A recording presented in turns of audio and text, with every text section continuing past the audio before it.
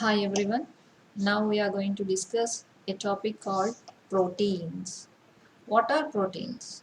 Proteins are natural heteropolymer of substances like amino acids. So we have read about the amino acids in the previous part of amino acid video. There you can go through the amino acids. Let us come to the protein topic. The word protein was first coined by Berzelius in the year 1837 and Mulder in the 1838. And the most important protein or abundant protein present in the total biosphere is nothing but rubisco protein, or we call it as rubisco enzyme. 20% of human body is made up of proteins. These are, that is, proteins are large complex molecules that are critical for normal functioning of cells, any cell. And proteins are essential for the structure, function, regulation of body's tissues as well as the organs. And these proteins, or as I told you, these are the polymers of amino acids. And these amino acids are held together by a bond called as peptide bond, and thus giving rise to the long chain of these peptide bonds containing amino acid is being termed as protein, and the shorter form is being termed as polypeptides. And one more point I want to make you to remember or recollect is, in the structure of proteins, we will have only L amino acids. That means all proteins are made up of only L amino acids. Okay, let's first learn significance, functions of protein before dealing with classification, structure, and its properties. So, coming to the significance of proteins, proteins have various basic functions in living organisms, and they are utmost biological significance and perform a variety of functions such as hormones. We know that for every metabolism, if you're feeling hungry, there should be some hormones released like that. And for digestion process, you require the enzymes, and all enzymes are proteins, but all proteins are not enzymes. And then coming to your nucleoproteins example, the best example is histones. So these hormones, enzymes, or nucleoproteins are all a kind of proteins which regulate the metabolic process in the body. And then the second is coming to the maintenance of our pH. That means here I gave you an example of plasma protein. So these kind of proteins are very crucial in maintaining the pH and regulation of the volume of body fluids. And then coming to the next one, these also helps in the transportation of nutrients and molecules through the or across the cell or inside and outside. The best example is hemoglobin, which acts in the transport system. And then coming to you, the next is they're also helpful in the movement of muscles. Example, your myosin, actins, tubulin. So these are specially called as structural proteins that we will discuss involved in the contractile proteins. So these are all being called as contractile protein. In the structure, they are very helpful in the contraction of some muscles like that. And then they're also giving you proteins also give the strength. So that's why all these gym going people or dietitians all says when you're in diet, you're supposed to have the much protein food than the carbohydrate food to reduce weight and be healthy. So here proteins give us strength. So in the construction of the collagen, keratin like substances in the body. And then coming to, it also helps in fighting with infectious organisms. The best example here are the immunoglobulins. As I told you, is immunoglobulins, which help us to fight against the diseases or infectious organisms that are entering into the host. And this also helps at the time of injury. Blood clotting is necessary, and there also we are going to have some blood clotting proteins like fibrinogen and thrombin. So these are few major functions of proteins that we are supposed to learn about the protein functions or significance. Next, coming to classification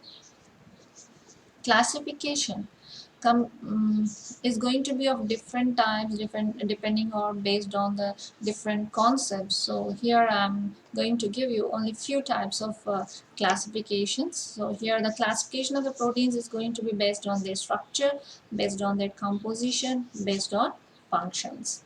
So let's see the first one, classification of proteins based on the structure. So obviously structure or shape. So here we are having the three types. One is going to be of fibrous, then globular, and then intermediate. So coming to fibrous protein, where the protein shape is going to be a fibrous in nature, like a fiber thread like. So obviously these are all being classified under the name called as fibrous. The best examples of these fibrous proteins are collagen, myosin. So here collagen, myosin, fibrin, actin, keratin, go. Like this we have the several examples of this fibrous protein. Then coming to the globular proteins, the best examples of globular proteins are enzymes, your hemoglobin, insulin, immunoglobulins that are antibodies. So those are all going to have the shape of globular. So that's why they were classified as globular proteins. Then intermediate, that means neither they are fibrous or globular. So that's why they were all being called as intermediate proteins. And the examples of these intermediate proteins are desmin, which is present in the muscle cells. And one more example is nestin, which are present in the neurons. And one more example is lamins A, B, C, which are going to present in the nuclear envelope.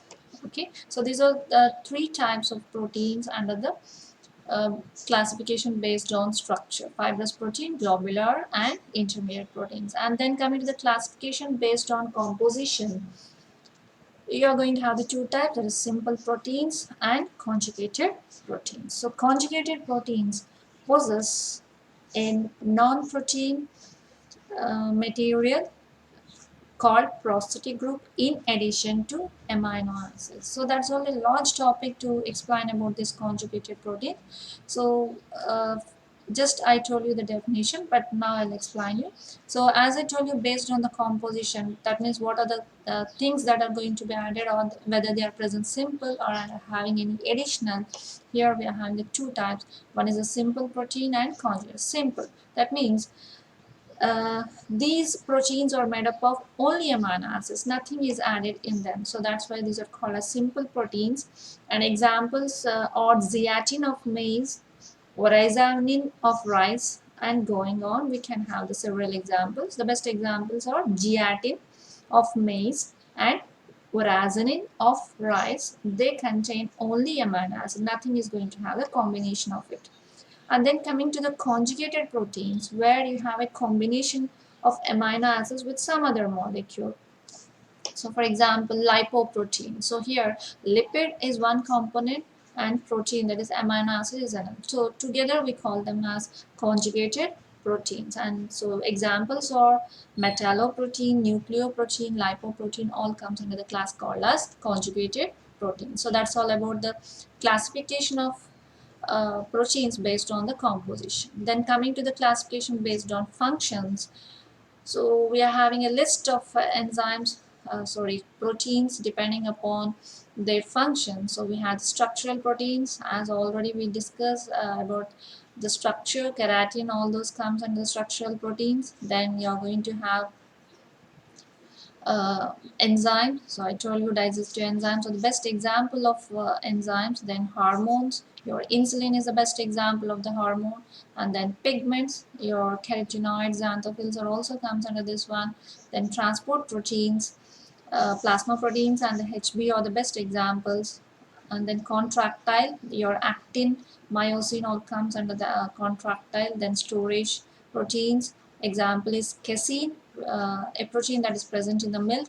and then your ovalbumin that is present in the egg or purely made up of proteins in the form of a storage, functional proteins, and then toxins are also comes under kind of proteins. Okay, so that's all about the classification of proteins, and I'll show you the one more type of classification where we have the just a deviated form, which is very simple. So we have a simple type of classification, conjugated and derived. So simple, again, globular and scleroproteins.